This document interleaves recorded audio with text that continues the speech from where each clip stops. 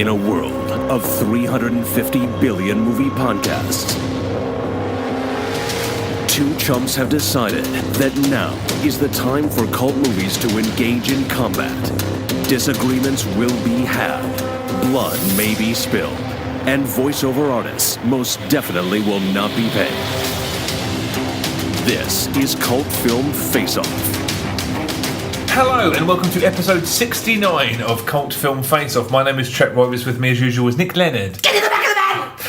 This episode we're going to be looking at two very strange and much loved martial arts action movies, at least in one case. From the tail end of the last century, we're going to be looking at Miami Connection from 1987 and City Dragon from 1995. Thank you very much to Mark Jeffries for suggesting this episode. But we will start off, as usual, with the first one to be released from 1987. This is Miami Connection. I should also point out, as was the case with our recent Christmas episodes, Nick and I have not seen either of these films. We are going to pause the podcast recording now and then go and watch each of them and then come back after we've seen them. So we don't know anything about these films. We're hoping for the best, and hopefully that's what we get. They're going to be better than the Christmas episode films, that's for sure. I'd be surprised. I read The Samaritans after that episode. I'd be very surprised if that wasn't the case. But yeah, Miami Connection is where we're starting from 1987, directed by Woo Sang Park, aka Richard Park. Multinational martial arts rock band Dragon Sound embark on a wreck wave of crime-crushing justice, clamping down on Florida's narcotics trade. Miami Connection.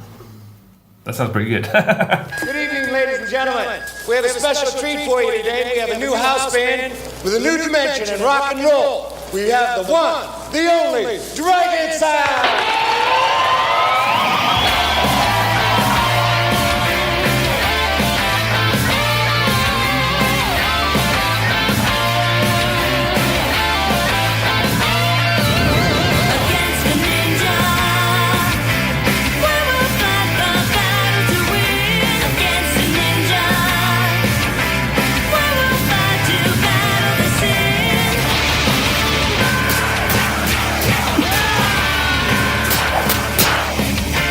This band is the only family I had. They're all black belts in Taekwondo and they're pretty bad. I want you to mess it up by going out with a second-rate musician like that John character. They came in here to play goddamn songs for kids! We will stop the senseless killing. We will end the war. We will stop the senseless killing. We'll even up the Not escape the Miami Ninja! against the ninja. We will fight the battle to win against the ninja. We will fight to battle the sin against the ninja. Against the ninja. Boss, everybody's dead.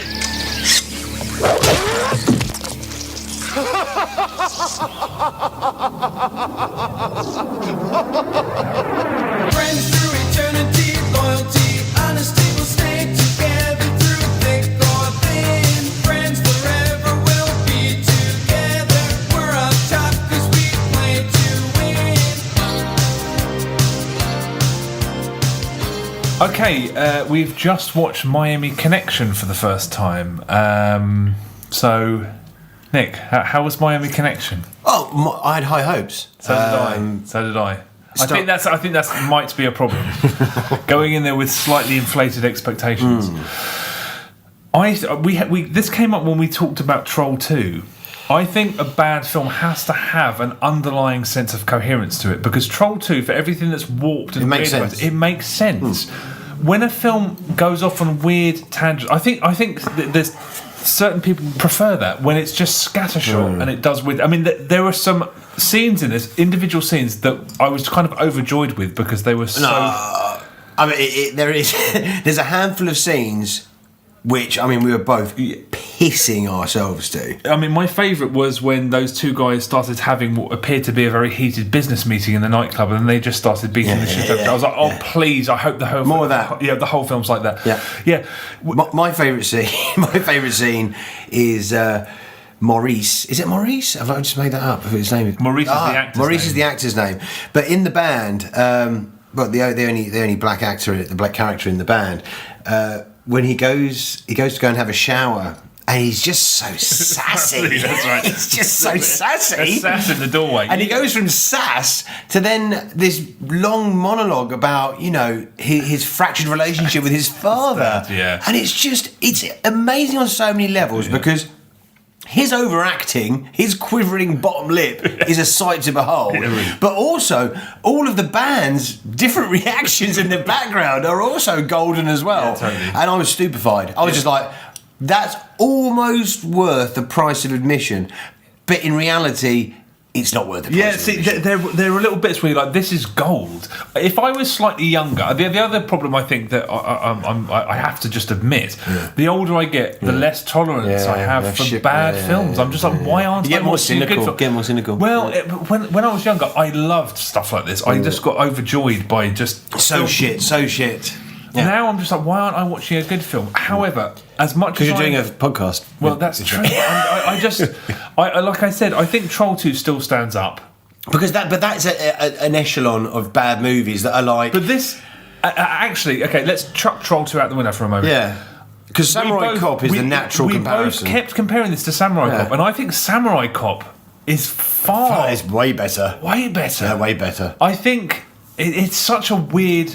Because the action in that film, I think, is better, which should make it... I mean, it's better to be better than it's worse, right? But the fight scenes in this, I was like, just The end. fight is boring. Just end, yeah. It was really tedious. boring, and it's a lot of crappy...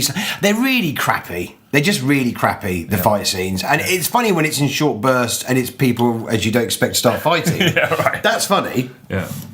But when they're doing, like, slow, training sequences... which are they're just lame. Yeah. Really lame. Stick a fist in the mouth and then, I didn't see that coming. Oh, the dexterity of Taekwondo. I can get your nose and move you around a lot. Yeah, right. Yeah, it's rubbish. The fight scenes are rubbish.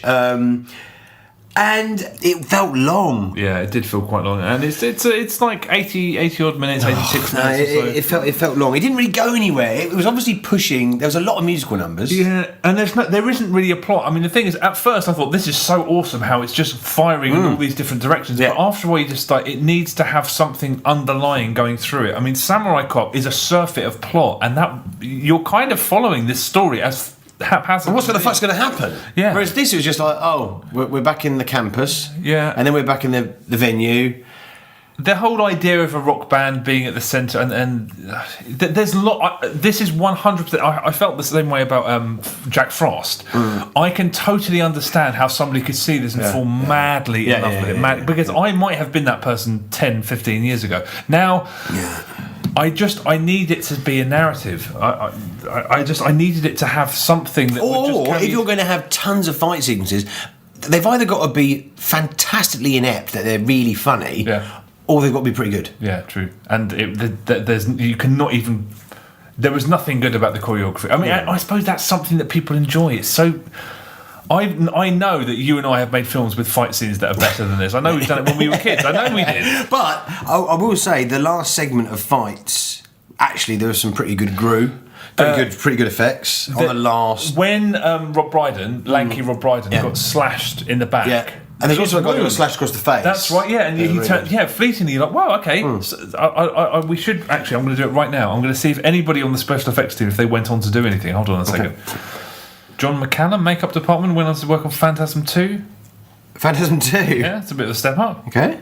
Gary Harris, special effects, never did anything else. That's a shame. Okay, well, no, I was hoping that some of them would have gone on to bigger and better things. But yeah, there were a couple of them like, oh, okay, that looks good. That looks like an actual film. Yeah, legit. Yeah. Yeah, just complete incoherence is very, very tiring. And I don't know. I mean, there little moments where I was just like, that's so great. The beginning, the drug deal at the beginning, I just thought, what kind of a decoy is a load of Japanese Haribo on top of some cocaine? They just lift noodles. Oh, the noodles, is that what it was? I thought it was like Haribo sweets. Also, there has to have been a rock music memorandum where people sent out a message saying, if your music sounds like a kid's TV theme, because the songs that they sang, you got a friend. We're talking about friendship. Yeah, but they're such good friends. I mean, I forever. aspire to have friends like that. We'll stick together forever, friends forever. I was just like, this sounds like a Transformers theme song or something. Against the Ninja was the other song that they played. I suppose shit lookalikes. If you're on this side of the pond, there's a lot of Jeremy Beadles running around. If you're on the other side of the pond, there's an alarming number of Judd Apatows. There's like multiple Apatows and Beadles. I mean, it's basically an Apatow and Beetle fest. YK Kim, is that his name? The guy that was the lead actor? Yeah, Terrapin. How old is he? 60? He's 60, marauding as a 25-year-old in the band. I was going to say he looks old, but not just old as in aged, as in like Tired. exhausted. Yeah. I don't know why I'm here. I'm going to go with it, but I just can't be fucking bothered with this. The best moments, on the whole, I think, were when the camera was rolling and the actors clearly had to improvise their own dialogue. Like when the guy, what's his name, Terrence, from the guy whose father, who's trying to find his father. Yeah, that guy, Well, Lawrence, fuck. But when he's opening that and those, hey, yeah, man, what's that? What's going on? What's going on? And these just terrible improvisation. There's a scene where three of the henchmen from the evil bearded brothers group. Show me some of them dance moves. He's going there and goes, I haven't seen everything from 1972. It's so it's terrible. And when they have to improvise dialogue, or they have to kind of lash out with a weapon and hit very wide of the target. That's quite funny. Well. Yeah, I did also like the prolonged sequence, probably about 30 seconds, where they're being threatened by a bunch of guys who won't get out of their cars, but they're just waving. No, that's good. Yeah, that's good. You've never seen such an unthreatening mob. Yeah, I was just like, just drive away or walk away. I mean, there's nothing. I mean, there are so many little moments in here where I just thought, wow, amazing. I mean, especially the freeze frame at the end. I mean, I just thought this isn't going to end. No, but also the fact that the guy's father turns up and he's an actor that's obviously been in makeup made to look a lot older. Yeah, and I mean, he's obviously the same age. I would maybe say that he was possibly younger than the son. A little bit of talcum powder. They just put a bit of talcum powder on the fro and the eyebrows. Yeah, I mean, this again, like Jack Frost, which we spoke about a few episodes ago. This is I totally understand. Yeah. I get it. I get it. But there's better out there. Samurai Cop is worlds better than this, and it's interesting because when I watched Samurai Cop, I was just like, yeah, this is fucking great. This is great. Immediately, I was like, I completely see this is in another world, and there's so much gags, and it's so left of field and so odd, but just brilliantly, it just all comes together. I think some people like. I mean, The Room was not dissimilar either because The Room goes off in all these different directions. I was just like, I just want to be. I just want to have a story. Yeah, that's always what matters to me, unfortunately. Yeah. So I mean, I think it's kind of similar in that I can totally understand somebody going into a cinema. I mean, I think we watch this in about as good a situation as we can. We've had a couple of beers. We're sat here, and I think we are very lucid in terms of our. Yeah, I think we were prepped. Yeah, we were ready for it. Like, we want to enjoy it. Yeah, we went there with an open mind and a few beers. Yeah, exactly, which is the best way to approach it. And there were there were sequences where I was overjoyed. We were pissing ourselves. No, we were laughing, but there were long, drawn out segments of going. I think you were nearly falling asleep at one point. There was a point where I was just like, I can't because I just did. So yeah, I understand its cult appeal. But I would say to anybody who's a massive fan of this film, and if you haven't seen Samurai Cop, check that out. Really? Yeah. Okay. Yeah. All right. But I can see, I have a mix of, There is even the guy with the amazing mullet and tash dancing on the car. Yeah. That's funny. Loads of little bits like that. There's loads of little vignettes of funny stuff, but not quite enough to keep it afloat. Yeah, that's it. If we saw this at a midnight showing packed with people who've seen it before and were shouting the lines on, I mean, there's a possibility that's possibly the best case scenario for watching it. But this is the second best case scenario. Yes, and it didn't deliver. I think it's just specific to us. Maybe we need to. I'm interested in that. I think it's always that split between people who love things that fire in all manner of different directions and don't make any sense whatsoever, and something that's still underneath everything. My favourite bad movies kind of make sense. But okay. Well, that was Miami Connection. We are about to watch. Where is it? Hold on a second. Here it is. Right, we are about to watch City Dragon. I'm not as hopeful. Yeah. Well, I'm gonna continue to be optimistic, but I just ordered City Dragon from eBay for the princely sum of £1.29. We're going to start a Patreon fund soon because these are burning holes in our wallet. Breaking the bank, but. physical media might not be around forever, and if it isn't, it will be a terrible shame for many reasons, but primarily because I love the fact that I've bought City Dragon and it's been bundled on a double bill with what appears to be a TV movie about the Ku Klux Klan, starring Tom Berenger and William Hurt. What's the link? Yeah, What's there's the link? It's just from their catalogue. Yeah, I guess there's some two-bob studio just had access. I mean, and the state of this disc, I'm hoping it plays. But yeah, I love the fact that this is John Hurd. What a random an double explosive bill. true story. I mean, just that we've got. Maybe they only had these two films to put. Tom Berenger as Sensei. Tom Berenger as the Grand Poobah of the KKK. It wasn't Tom Berenger, it's John Hurd. I got mixed up. Sorry, Mel Harris, David Morse, Donald Moffat, Kim Hudson. Oh, Donald Moffat! I love Donald Moffat. It's my favourite, but that's why I bought it. I thought, Little Miss Muffet. Okay. Well, look. City Dragon. I mean, the disc is in such a state. Shitty Dragon. Do you want shitty work? Do you want shitty beef or shitty chicken? There's a quote here in quotation marks on this box that says, "A must for all fans of good fight films." And another one says, "The climactic fight is one of the best ever seen." But okay, Whatever. Apparently so. But let's go. They're not attributed, those quotes. Who the fuck knows who said them? But let's go and watch this film, City Dragon. Goddamn Mongolians. Every time a Chinaman build a wall, goddamn Mongolian. Do you reckon we're too hammered to watch this? What? Okay, wait, look. Let's give this a try. Okay, City Dragon from 1995, directed by Filthy Phil Phillips. Life in the city can be murder, and in the mean streets... Life in the shitty? No, say shitty over the city. Every time you say city, you say shitty. Life in the city can be murder, and in the mean streets there is only one man who can protect the unprotected from the world of criminals. Ray, the shitty dragon, is that one man. He is the one man who can bring all challengers to their knees. From 1995, Shitty Dragon. I don't think we'll be able to find a trailer to put on here because I couldn't even find a trailer on YouTube. No? Hey, what's your name, honey? Banji. But my friends call me Sugar. Well, sugar dude, I got a sweet tooth for you. Is that right? Well, sugar, you so sweet. Diabetes couldn't stop me from overdosing on you. Oh, yeah. Is that your Corvette out there? So, what is your name? Ray, but my friends call me Cream. Cream. Nah. Why? They call me Cream because I have a knack for mixing with sugar. And the mixture makes for a very long night. Okay, it is now 2 weeks after we recorded what you just listened to.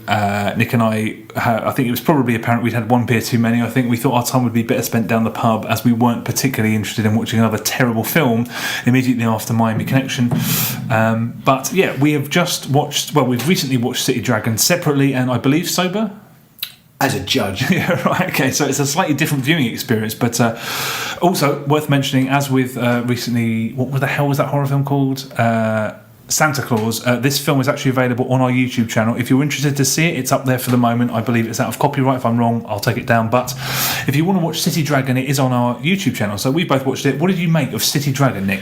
Well, I was excited. I mean, I looked at the box. The box boasts that the climactic fight scene is one of the best ever seen. Yeah, right. And with a director named Filthy Phil Phillips at the helm and a lead actor played by a guy called MC Kung Fu, I thought I've got no reason to doubt this. Yeah, no doubt.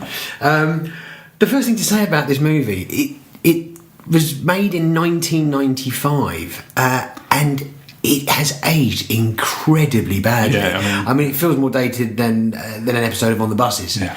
It looks like from another age, another era. Mm-hmm. The first half an hour of City Dragon, you're introduced to the main character of City Dragon, who is Ray, played by MC Kung Fu. AKA Stan Durain, I believe his Van name der is. Rijn, Yeah. yes, who is the film's Lothario. And the first half hour is solely comprised of scenes of Ray approaching hot girls and rapping at them, yeah. corny pickup lines to them, like, "You need to stop dissing me and start kissing me."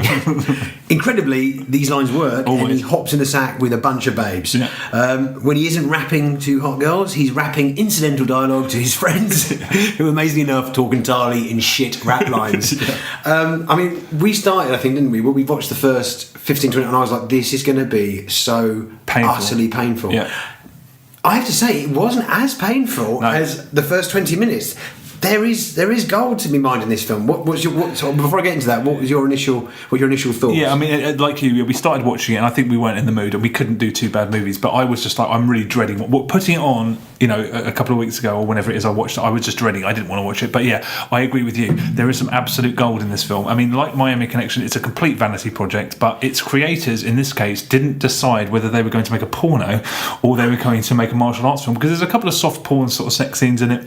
There's also no trailer available. I was searching for trailer audio to put on this podcast.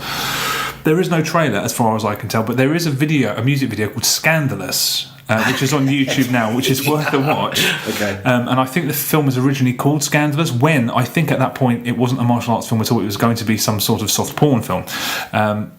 In terms of general filmmaking competence, this is rungs beneath Miami Connection, rungs beneath. I mean, it's ugly as sin. It's really sloppily made. The whole thing could probably have been edited in camera. I mean, amateurish is accurate, but it's also quite kind, because this looks like a home movie. That's the problem. I mean, Miami Connection benefits from being shot on celluloid, and obviously it's had a lavish... It feels like a film. Yeah, this is a home video, and the fact that it's never going to look better than it does here. I mean, you could touch it up, I suppose, but that's never going to happen. It looks like absolute shit. I did think at the beginning, when I watched it the second time, after we'd watched it initially, the first 20 minutes, I thought, okay, if the whole thing's in rap, I'm down. But it isn't. The rhymes are so appalling. I mean, all these good-looking women just fall into his lap. But I was kind of hoping that the whole thing was going to be in rap, and I was a little bit disappointed that it isn't. So I would recommend anyone who's going to watch this, and I'm gutted I only discovered this 20 minutes through, to watch it with subtitles. Oh, right. Because the subtitles are completely incorrect, which is really fucking funny. There's I've screen grabbed a couple of things. I have to post it up on our YouTube, on our Facebook channel. But there is a dialogue scene between the Wigger, who is, I think he's the director of, I think he's Filthy Phil. He's the director. No, Filthy Phil's the guy, the tall guy. I think he's called Phil in the film. Ah, right, okay. So what's the name of the fucking character? The white... I think he calls himself, I'm a Wigger, doesn't he say that? Yeah, that guy's character. And he's talking to... He's talking to Ray, and he goes, "We can play the field if we put on our shield." The subtitle is, "We can play the field we put on our sheep." Why didn't I watch it with subtitles? I wish I So did. you're listening to this, definitely there is gags to be mined by putting subtitles on. That's good to know. The one thing that I found quite hilarious about it is that in most films like this, he meets a girl who he actually starts to fall for, and the trope of the genre is that she starts to have doubts. And this character he meets, she knows she'll be a notch on his bedpost. She doesn't believe any of his shit, and she says as much. In the same scene, about 30 seconds later, she's completely changed her tune, and she's smitten, and she's in love with this guy. In the same scene, they couldn't have the lead be anything other than totally irresistible, and that's quite funny throughout. Well, the funny the fact that he's a midget. Yeah, you see, he is a diminutive fellow. There's no doubt. It's the first type of like martial arts I'd categorise as ghetto midget style. I do have to give kudos to whoever did the costumes, because I really noticed the outfits that people were wearing. I mean, they are clothes that are unwearable outside of an extraordinarily cheap 90s hip-hop video. The girl, when he romances the girl in the park, I was like, what are you wearing? I mean, in a nightclub, okay, but sitting in the park, there's a lot of really, really quite loud and ill-fitting clothes. I mean, there is pleasure to be found from that. Also, the club scene, they clearly shot it during the day with hardly any extras, so it's just a big empty space with people trying to act like they're partying at night. That's funny. Yeah. Also, Filthy Phil, I believe he's called Filthy Phil in the film. Right. And if you go through the credits, there's credits for Filthy Phil, Phil Filthy, Phil without the filthy. I mean, he basically does everything. But there's a fight in which basically Filthy Phil appears to get taken out. He's in a fight, and I think he gets stabbed. Yeah. And then Ray, this is one of my favourite moments, Ray goes home and does rage-induced nunchuck exercises to go vent. And Filthy Phil doesn't appear for 40 minutes. I thought, oh, he died. They don't talk about it, but he died. And then he appears... The hospital sequence. Yeah, he appears in the hospital and he's wearing an eye patch. And I thought, he didn't get stabbed in the eye. Is that a... I think it's just a head nod to Slick Rick. I was going to say, it's a fashion statement, isn't it? But the character who dies 40 minutes, they don't mention him, and then he just comes back. I mean, that's pretty much the negative of this. He's kind of like whining that he's got like really bad trap wind. He's supposed to stab him. Exactly.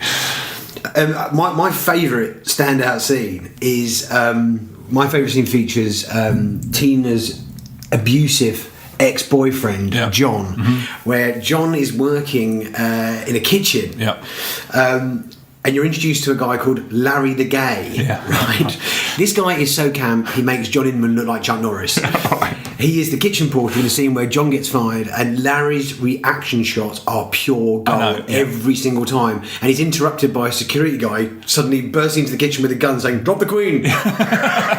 That scene is a goddamn classic. That is pure joy. I mean, I think that matches and exceeds anything in Miami Connection. That guy, the security guard, he should be famous globally because his performance is something else. But I thought everything that played out. You know, he goes mental. He kills this guy for laughing at him being fired.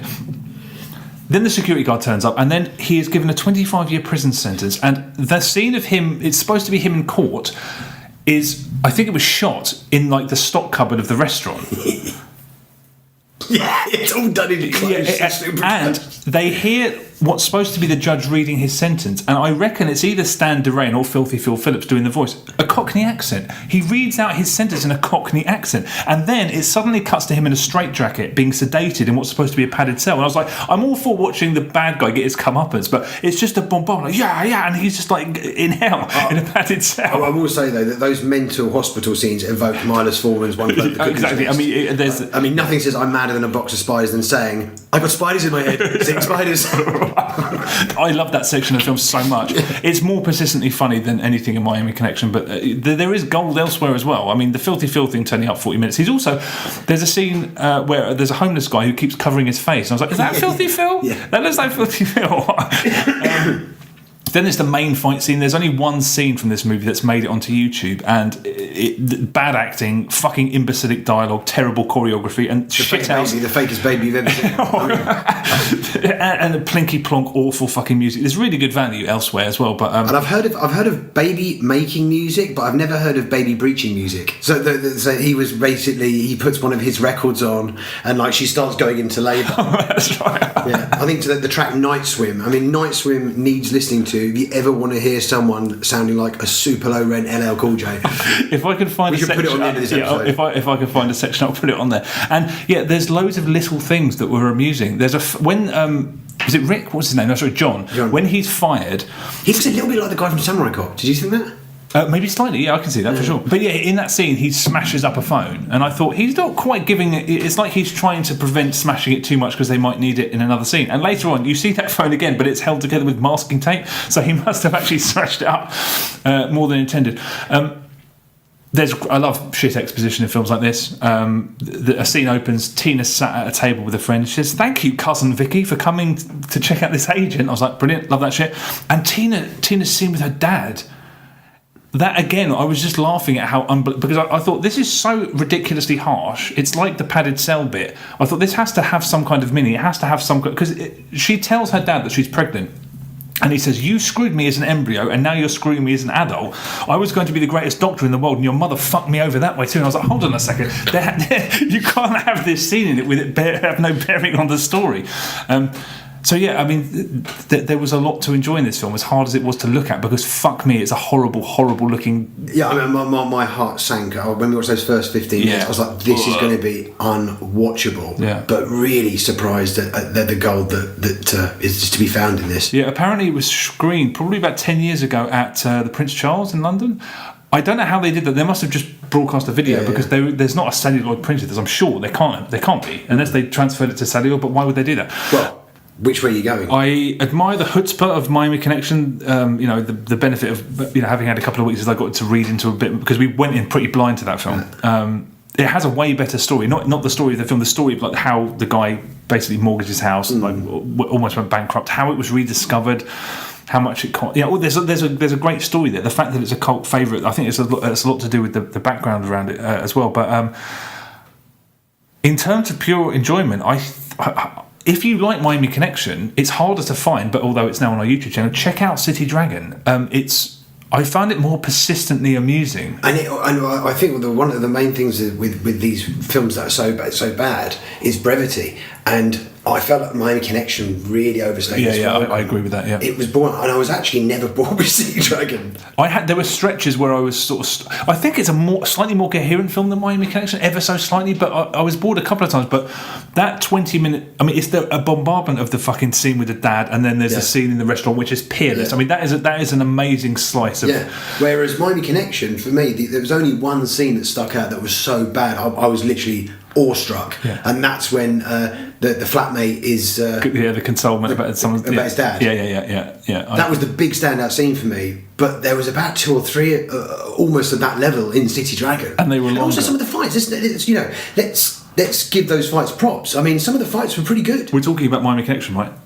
No, City Dragon. You thought so, really? No, he was fairly competent as a martial artist, the midget. I thought, he threw down like pretty okay in a few of the scenes, Yeah, I suppose that's probably true. I was just amazed at how badly shot it was. And, was really funny. There's a scene. Is it in a gymnasium or something? That's the one that's on YouTube. Yeah. That's fucking gags. Yeah, no, I agree. I think that if you like Miami Connection, that you have to. I think you'd be stepping up to go to City Dragon because it's never going to look nice. So watching it is going to be a bit painful regardless, but I thought for all the pleasures that I was expecting from Miami Connection, they were delivered more persistently by City Dragon. I'm never going to watch either of these films again. No. But as far as I'm surprised, I'm not surprised, but this kind of deserves the same kind of respect. What's the fucking word? The love, just the kind of love that Miami Connection. Because they do exist in this kind of parallel universe. You're like, exactly. How the fuck did they sit around and make this with a straight face? Yeah, and they certainly did make it with a straight face. It's an unbelievably weird vanity project home movie that just has a lot of fucking laughs in it. Yeah. I don't want to oversell it because it's still hard to watch in the way that a lot of bad films are. But it's like you sit with a group of mates, open a load of beers, you're going to piss yourself. I think I honestly would be surprised if somebody's seen both of these films. Let us know if you saw Miami Connection, loved it, we're looking for the next fix, and you saw this and were disappointed. Let us know because, as far as I'm concerned, this is the same thing, only more elevated. Yeah, they're cut from the same cloth, and I think the whole thing about it being, the rap lines. There's some really. Yeah. I mean, hysterically superflyingly bad rap lines, and they just keep on coming through the whole film. Yeah. So, I remember you and I looking at each other in Miami Connection, going, "Fuck, this is boring." Yeah, true. I never felt like that in City Dragon. I did fleetingly, but the first 50 minutes, I was just a bit like, ugh. Yeah. But it really does. It kind of rattles along. The story rattles along. I enjoyed it more. Yeah. I would say City Dragon. Me too. I think I'm going for City. Well, I know I'm going for City Dragon. I do admire the fact that the creator of Miami Connection put his. It's a film shot on celluloid that should never be shot. It's a better made film. It looks better and it's easier to watch on the one sense because it's not as ugly as Sin. But if you've seen one and not the other, and that the first one you've seen is Miami Connection, I'd say go City Dragon's the way to go. City Dragon, without a doubt. Okay, all right, and check it out on our YouTube channel if you haven't seen it. Thank you very much for listening. We'll be back in a couple of weeks with our next episode. In the meantime, check out all of our social channels. We're on there, Facebook, YouTube, Twitter, and all that stuff. We'll be back in a couple of weeks. See you later. Bye bye.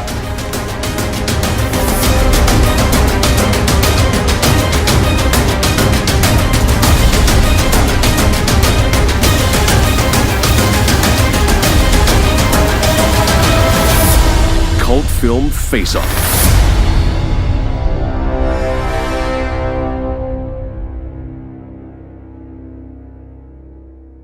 Have we had any correspondence on this one?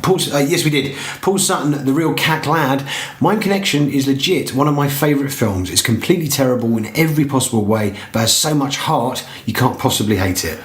I can understand that. I definitely don't hate it. I love hearing people enthuse about film, any kind of film, especially a film like that. But it just didn't, unfortunately. No, it didn't. I think, as we said when we were talking about Miami Connection, it just doesn't reach those heights of like Samurai Cop, Troll 2. That's the problem. It's not that. It's not. It does not, for me, belong in that higher echelon. Although I wish I saw it in a cinema with a load of like-minded people. Yeah, as always. Yeah. Here we go, fellas. 3 home dogs. It is our duty to get some drink.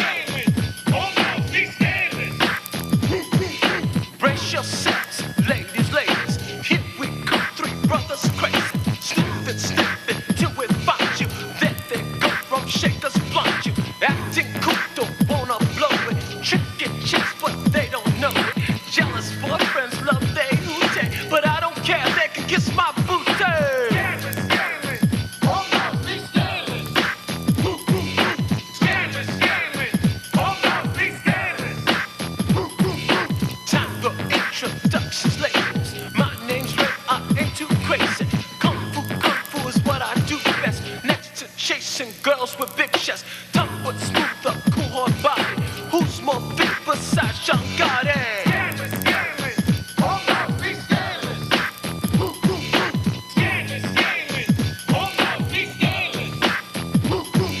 My name is Rick, a cool scam artist. What's that smell? Yo, somebody farted. A cool white brother who's like the Joker. If she's fine, I will approach her. Jungle fever is my objective. Black white booties are real defective.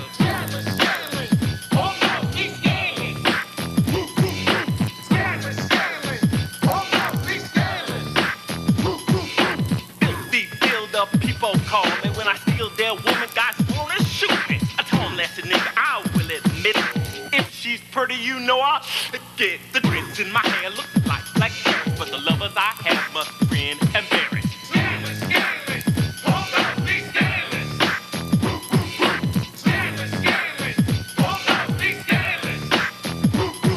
Break it down. Break it down.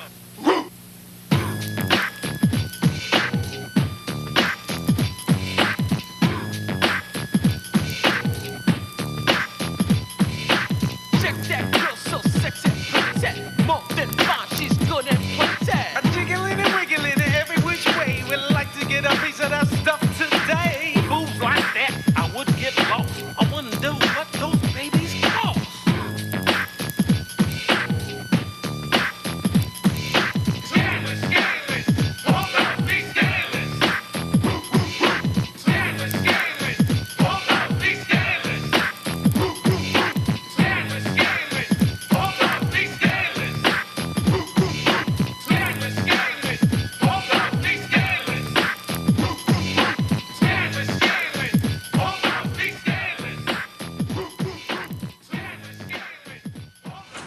Put some music on. Okay.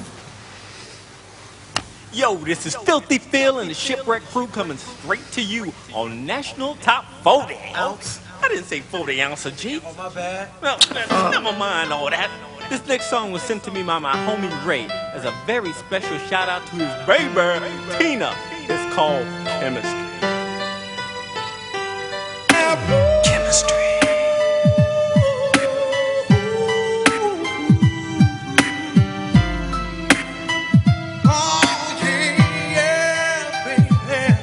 I see the chemistry of you and me in your eyes. I'd almost given up, it took a million tries. We finally found the mix, the formula's correct. So I got to pay my props and give our love respect. Girl, I did you wrong, I don't blame you for leaving. But let me make it up to you, forgive me and even. Give me one more try to put the twinkle back into your ebony eyes. Talking about chemistry, baby, just you and me. Yeah.